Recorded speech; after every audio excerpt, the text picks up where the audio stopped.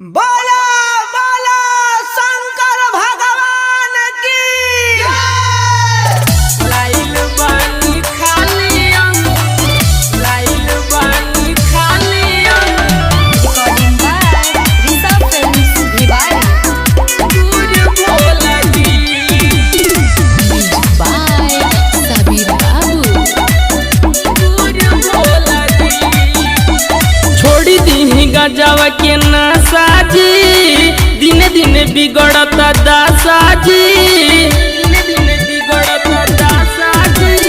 छोड़ी दी गजवा के नशा जी दिने दिने बिगड़ता दासा जी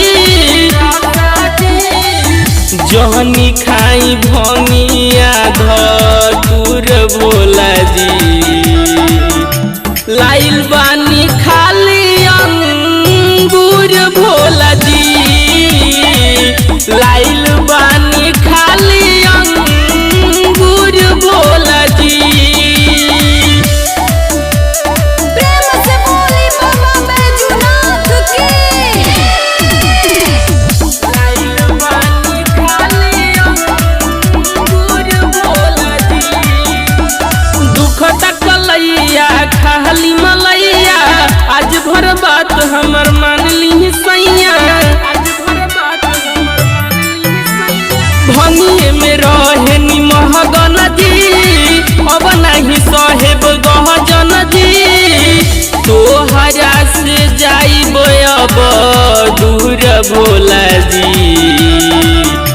लाइल बानी खाइली अंगूर भोला जी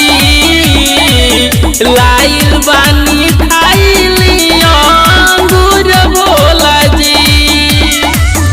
बोलो बोलो लाइल बानी खाली अंगूर भोला जी घर परिवारवा के ना बफिकरवा काहे कइले बानी के चीज के जिकरवा काहे कइले बानी के चीज के जिकरवा पैया पड़त बाटे तोहरो सरोज अरजी करत बाटे तोहरा से रोज गोविंद लैले किसमिस खजूर भोला जी लाइल बानी खा